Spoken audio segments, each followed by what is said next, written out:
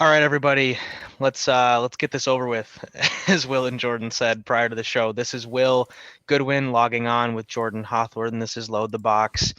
Monday, January 2nd, 2023. Happy New Year, everybody. The new year was not rung in particularly happily for the Minnesota Vikings yesterday afternoon in Green Bay, Wisconsin. The Packers, as the show is titled, got their revenge on the Vikings in resounding fashion, 41-17. It was over at halftime. It was 41-3 at one point. It was about as ugly as it could have possibly been in a game in which the Vikings had a chance to climb up towards the 1 seed. Um, Jordan, first thoughts, first reactions after the drubbing yesterday. Game got so bad that even me, my father, and my brother, who were watching the game together, we all unanimously agreed to shut it down. And me and my brother played each other in the fantasy football championships this week, and so he had a player. I think we both had people in like the San Francisco game. We ended up just putting on the San Francisco game after I think the Cousins strip sack Hmm. at the beginning of the second half. Like we made them go 3-and-out, and get the ball, and then it's like, okay, well, now's the time. If you're gonna make a Yeah. comeback, it starts now. And after that strip sack, we were like, can we just switch over? And we ended up watching that. I won, by the way, even though I had Justin Jefferson, who got me all of 2 fantasy points with his one catch for 15 yards. Super frustrating game. I think the most frustrating part about it for me is I'm now logging on to my social media, which, like, my social media under my name, I don't typically get a lot of Vikings stuff because I'm in Hmm. Cincinnati. So I get Bengals stuff in Ohio State and then like my personal life stuff. And I'm getting people sharing memes about how Jair Alexander owns Justin Jefferson now. The rivalry has been won. And so I put on the ticker because after these big losses, I'm one that I'm a sore loser, or I sulk and I do all that. I don't really put the stats that the Vikings had because they were bad on the ticker. I just put nonsense. And for this one, I said, national media declares Jair Alexander like Justin Jefferson's new daddy or something like that. Despite 5 previous matchups showing that Justin Jefferson kind of owns that defense, I think that they finally said after 5 games, let's make someone else beat us. They triple teamed him pretty regularly, which is a first for the Vikings this season, I think we can say. And nobody, nobody stepped up, and it's becoming more and more apparent to me just how it really does feel like it is Justin Jefferson and T.J. Hawkinson. Kirk Cousins, I'm not going to fault him. No matter how bad Tony Romo blames everything that went wrong on Sunday on Kirk Cousins refusing to go on 1 instead of on 2. I'm not going to fault Cousins. His Pro Bowl tackle goes out. His center goes out. Correction, his backup center goes out. Pressure was coming up the middle. Pressure was coming from everywhere. Tight windows because nobody could get open. Hawkinson had some key drops early in the game. Special teams has a really good play and then a really bad play the next time they're out there. I mean, just you can go through the whole entire game, and I don't see blaming Cousins for this one, but to me, it is indicative that we need to draft a wide receiver with our first pick in this draft, and that's no indictment on Jefferson. That's just if the Packers are going to put 3 men on him, everybody else is in single coverage. Get a wide receiver that can beat single coverage. It doesn't even have to be a draft pick. It just can't be Adam Thielen. It's time. It's Yeah. time to take him behind the shed. Yeah. Yeah. I mean, it's it's sad, but it's true. I think the book's been sort of written on Adam Thielen as the season has gone on. He had sort of his "I'm still here" game in Week 3 against the Lions, where he sort of picked up the slack for Jefferson, who was also double teamed and held most of that game. Um, but yeah, I mean, apart from the monstrous KJ Osborne performance against the Colts, there's not been a whole lot of help from the wide receivers this year. And, Thielen is still somewhat, still old reliable on, third down if you need a conversion or something, but he can't separate anymore. He's not quick anymore. He's definitely lost a step. And I mean, in some ways it's sad to see because of what he has meant to the team and the franchise and the state, quite frankly, for the past decade. How everyone is his jersey has to be the best selling jersey in the state. And just the way that, everyone rallies behind the hometown kid. But yeah, I think it's probably time to move on from him. I think KJ Osborne is a fine wide receiver 3. And I don't think there's any need to move on from him. Unless you can, actually improve. But yeah, I agree. There needs to be improvement there. Hawkinson is generally pretty reliable and solid. He had a couple plays early in the game yesterday, which there was that third down, I believe, on our first or third drive. It was the one, it might have been the drive after the field goal, the goal line field goal, where Kirk lofted one over the top to Hawkinson, and it wasn't necessarily a drop, but he got his hands on it. You got to catch that ball. Yeah. And then there's also one, maybe the drive after that, where he caught one in the middle and got hit and he dropped it. So there are some moments with him where I don't love his and I'm not going to question his toughness. That's not by any stretch what I'm saying, but maybe his inability to fight through contact is maybe what I would say. But that's a small critique for a Pro Bowl tight end. But I agree with that. I think there needs to be improvement at the wide receiver and just in general the pass catching position. I want to just, as we're talking about the receivers, just touching on the Jefferson Jaire thing. It doesn't really matter what Jaire wants to say. I mean, after the game, he's getting interviewed with his big, one of those big hats. I don't know if you've seen those. I've seen them. And you can tell the Packers, as they deserved yesterday, were gloating a little bit and kind of basking in the glory. And it's an interesting sort of thing, twofold. One, Jefferson has owned the Packers, as you said. So one game in which he is shut down, sure, give them their flowers. They did well. They didn't let the best receiver in football beat them. Great job. You have to tip their hat to Joe Barry and the way the defense stepped up. But I mean, Jefferson was asked about it after the game, and he basically said, "It's just talk," and he's right. I mean, if I'm the Packers and I'm Jaire Alexander, deep down, I don't want to face Justin Jefferson in the playoffs because it will be at US Bank Stadium, and it will probably be a game in which Jefferson goes off.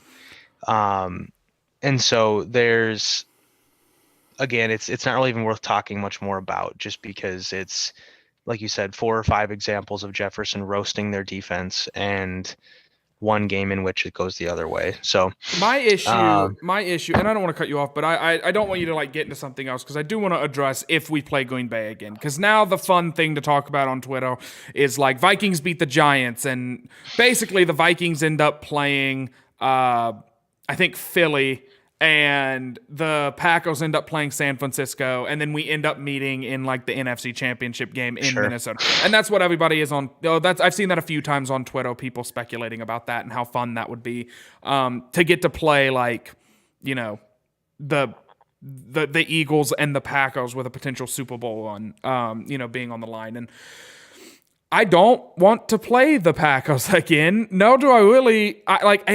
It really does seem like you can say, okay, 3 guys on Jefferson, he's out of the game, and that's not anything against Justin Jefferson. Do people remember when they were literally putting 3 guys? They were putting a safety over top of Calvin Johnson, and then 2 guys at the line of scrimmage on him. So if he tried to run inside, they could hit him, and if he tried to go outside, they could hit him. And then they had 3 guys on him constantly. And so Justin Jefferson is getting that. I'm sure the Packers, if KJ Osborne would have went for 250 yards yesterday and 3 touchdowns, the Packers wouldn't have changed a thing, because I think Green Bay, they didn't want to be the team that Jefferson breaks a record against if he has a big day. And I'm sure Chicago is going to employ something similar, because they don't want to be the team that lets Justin Jefferson break a record against them. And so let's say the Giants say we're going to triple team Jefferson in the playoffs.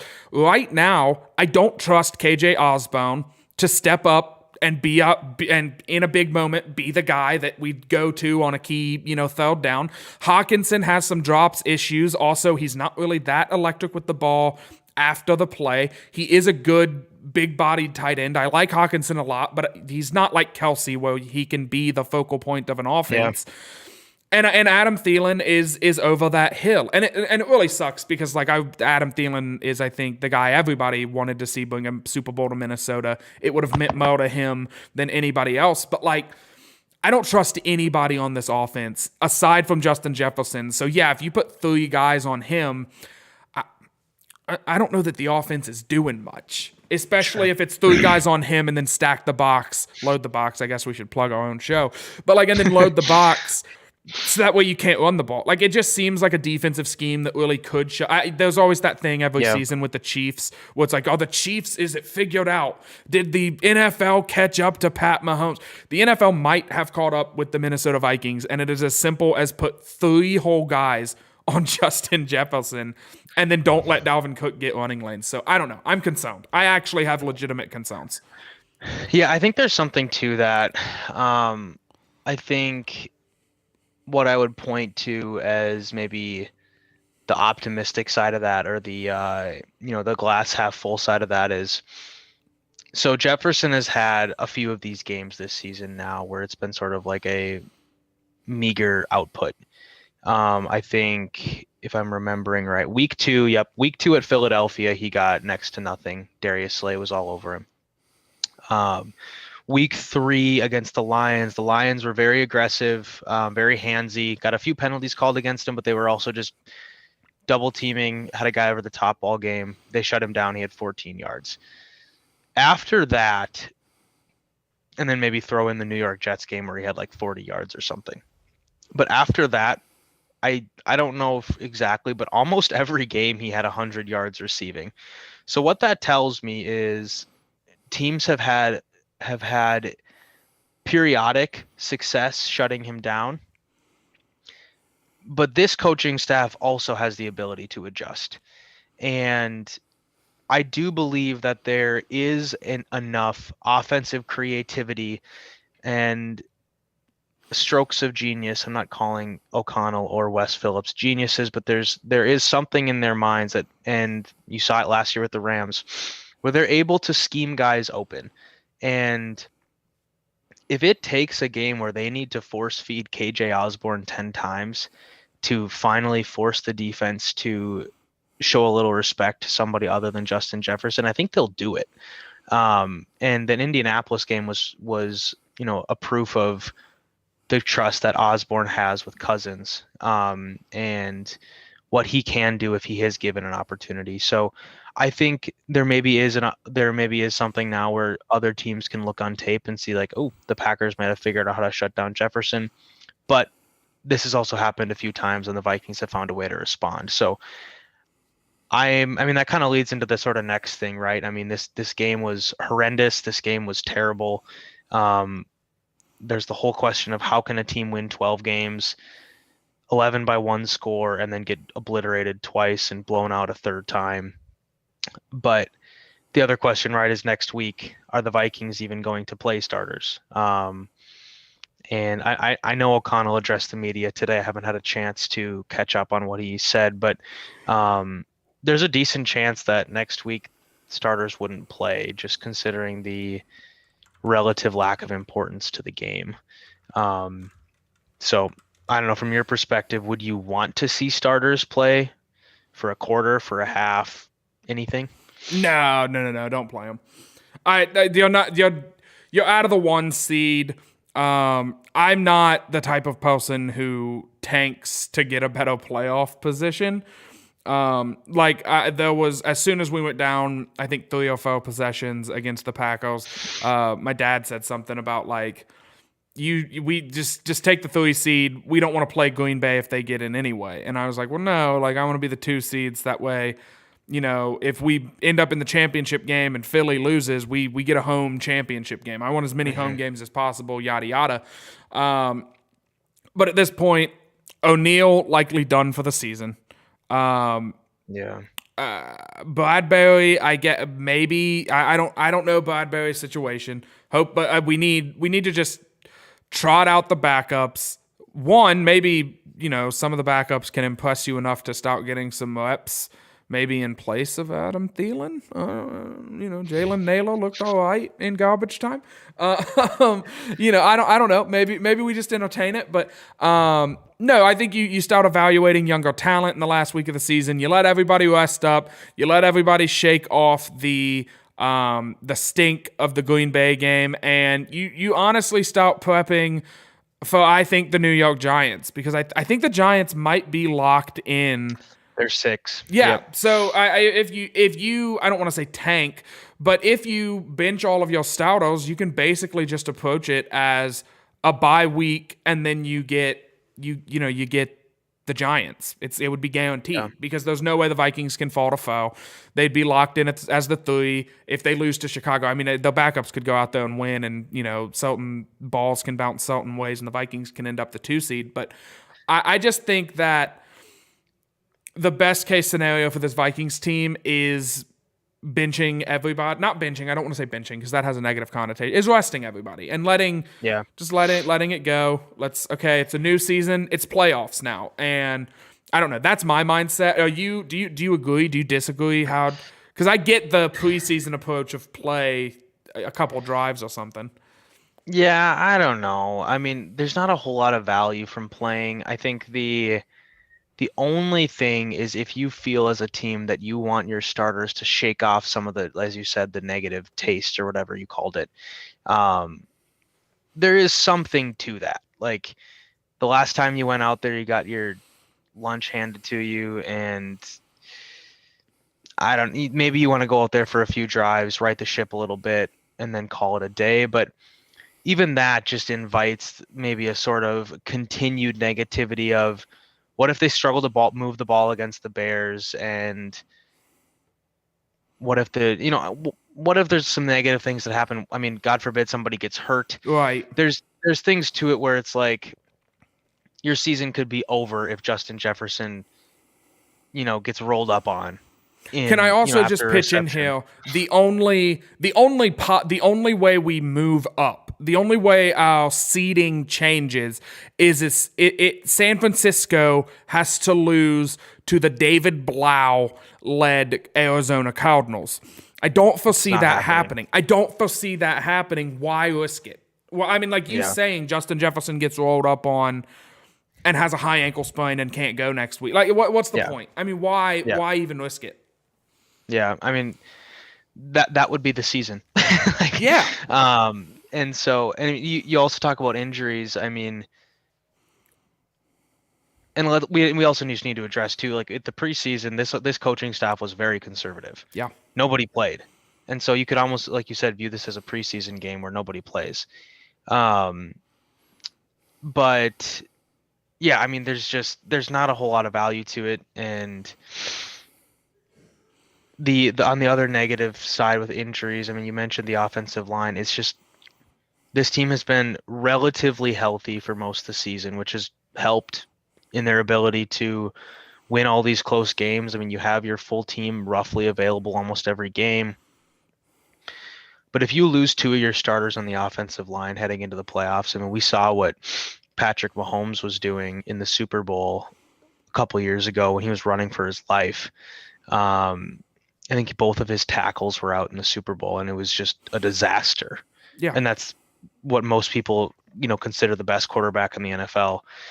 And so if the Vikings are down a center and down one of the best tackles in football, either side of the line, that's a tough hill to climb. And it's not making an excuse for yesterday. I think even if Bradbury and O'Neal played that whole game, if Bradbury was healthy, they probably still don't win that game.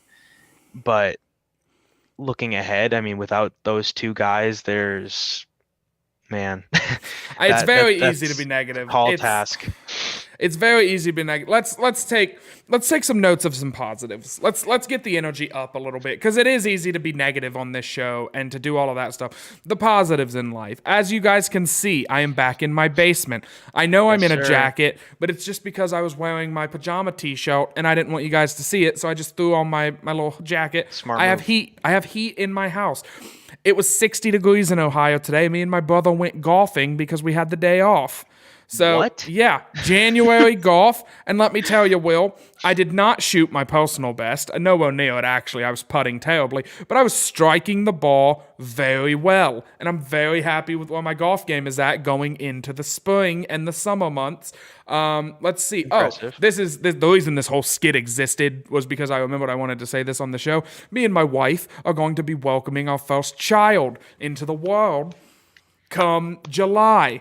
We're having a daughter. Her name will be June.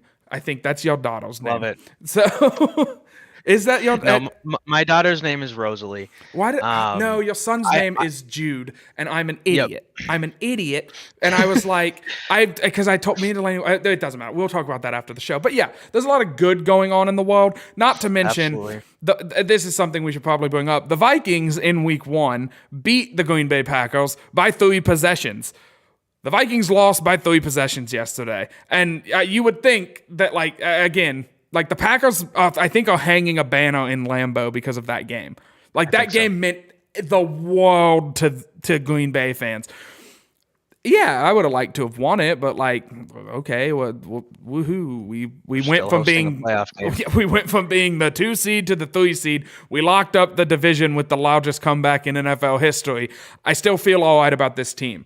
There's some question marks. Ali Udo is the biggest one of all of the question marks, but I've said this multiple times on the show. We're playing with house money this season. We're not supposed to be a 12-win team. We're not supposed to play in a home playoff game. We probably shouldn't even be playing in a playoff game. This is a good sign. This is the team is not complete, and I just don't think it is. I think that's why you have the draft. That's why you get Kwesi, is to build this team in his image. We're still playing with a Rick Spielman team coached by not Rick Spielman's coach. So it does puzzle pieces that don't go on this puzzle, and it's this weird, beautiful season. Just enjoy it. Let's just enjoy it. So I'm gonna kick it over to you. I do think we should start wrapping up here shortly. But any positives from this game? Yeah, I mean I can just take a couple positives and final thoughts and give it back to you. You mentioned Jalen Naylor. I mean, that was a little bright spot. First career touchdown, another long reception. I think Tony Romo joked on the broadcast that if he's not careful, he's going to get 100 yards. So yeah, I mean, there's a bright spot there. I mean, again, a lot of that's just garbage time, and you're going up against backups of backups, and it doesn't really show if you're necessarily ready or not. But it was good to see him get a shot and perform well, for sure. And I mean, also, yes, the Vikings didn't turn this into a touchdown, but Josh Metellus, another blocked punt. That's 2 in 2 weeks, and he doesn't. I mean, hats off to him. Yeah, I mean, very good. That's very good. That's elite special teams play from him. Chris Boyd making the Pro Bowl. The Vikings have had some very good special teams play. Greg Joseph missed 2 kicks yesterday, but both long, both outdoors, both at Lambeau, January, whatever. It's not your favorite, but it's also not like, oh my gosh, the sky is falling. Right. The special teams has been mostly good. You give up the kick return touchdown yesterday, which was not ideal, but for the most part, those guys in the special teams unit, again, hats off to Josh Metellus, another huge play yesterday. Unfortunately, it didn't result in a touchdown, but it's a couple bright spots there for sure. And last thought for me is simply, like you said, Jordan, enjoy this. The season's been a blast. Just because, the Vikings have gotten to this point where, wow, 12 wins, and they won the division in week 15. And there's all this, sky's the limit sort of talk and all these things. And it's a 12-win team with a rookie head coach and a very not good defense. And we can talk about this a different time. I think a lot of the defense needs to get shaken up from personnel, coaches, etc. But you have to be just excited about this. I mean, this is probably not a Super Bowl team. I think we've kind of known that for a couple months now. But what if it is? But they also, what if it is? I mean, this team has had these weird games where they get blown out and then they come back and have the greatest comeback in the NFL's history. They beat Buffalo on the road. They beat New England on Thanksgiving night. Belichick gets beat by his old player. Like, there's all these sort of like magical moments with this team, and a 61-yard field goal on Christmas Eve. And so you look at those things, there's sort of this feeling, and we've talked about this a little bit, right? This like feeling of like, is there like destiny going on with this team? What's the deal with all these weird, miraculous sort of victories? And as soon as we say that, we always get beat by like 50 points. Exactly. And even if they lose in the playoffs, first or second game, this season has been a blast. And like you said, they really had no business being in this position. And this has been a success. And this isn't just me coping with the Packers loss. I've been saying this for 2 months, that this season has been a success regardless of how it all ends up playing out. And like I said, after the Indianapolis game, I was just having an absolute riot watching that game because I had emotionally checked out. I thought the game was over, so I was like, I'll just flip it on mute and just kind of go about my day, watch the game while I do other things. And so as the comeback happened, it was just hilarious. And then seeing the victory was just gravy. So at this point with this season, the further that they go is just gravy to what we've already been given in this season. So it's been fun. It's been a blast doing this show with you. It's been a blast writing for Vikings Territory. So yeah, I mean, if you want to talk about positives, there's a big positive right there. I love it. New year, so much to be. It's not Thanksgiving. That was a couple months ago. So much to be thankful for. Thankful for the sponsor, Unified Athletic Wear. Make sure to check them out for all of like your athletic wear needs. I'll keep it short and brief tonight. Follow the show at LTB Vikings. Follow my wonderful co-host at Will Bad Lose. I mean, it's the best Twitter handle in the game. Check out the Bad Loser blog. And then, of course, check out Vikings Territory, all that stuff. And then tune in on Wednesday. We are going to preview that Chicago game. There might be more question marks because I don't think Kevin O'Connell is just going to say, like, nobody's playing. I don't think he's going to be that straightforward with it. But we'll kind of see. But tune in same time, same place as y'all right now. Getting into the kind of final thoughts, I really do like the idea of the Vikings being this, like, they feel like a puzzle that is composed of 6 different puzzles that don't belong together, and like they're just like, it's the old it's not stereotype, but it's the old adage, like, it's a ragtag group of misfits, like they don't, they shouldn't be here, but they are. And I feel like if Packers fans listened to this show, if we were notorious enough to be, to reach across state lines and get hate listens from Green Bay fans, they would make fun of us for this mentality. And I, under the Zimmer regime, was very notorious that Super Bowl, the season was a bust. But the first season of a new head coach, that's just not the case. It's No. Yeah, you want to see if you do good, and the Vikings are doing good, but who knows if Kevin O'Connell wants Kirk Cousins to be the guy after this season. Maybe he's unhappy with Kirk's play at times, and he wants to, go in a different direction. Maybe Kwesi's unhappy with it. Maybe, I'm sure they see the same things with Adam Thielen. I'm sure there's a lot of moves that are going to happen after the season is over that Vikings fans are going to question, Vikings fans are going to love. We're all going to talk about them on Twitter. We're going to talk about them on this show.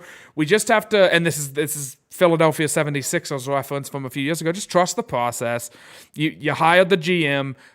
He's going to make this team the way he wants to. O'Connell's going to coach it to probably some level of success. And we just have to trust that those things are going to mesh together just well enough to get one Super Bowl. And with this team that they have right now, it has meshed together to get them a guaranteed home playoff game, and they were in contention to have a first-round bye until the second to last week in the season. Yeah. So sky's not falling. Woohoo. Congratulations, Green Bay. You got your win over the Vikings. This, we split every season with Green Bay, but somehow they still own the division, even though they split with the Vikings every year. Because when Green Bay splits with when Green Bay splits with us, well, they won the division, so who cares about that game? But when we split with Green Bay, holy cow! Did you hear that the Minnesota Vikings lost to the Packers? Also, Jair Alexander.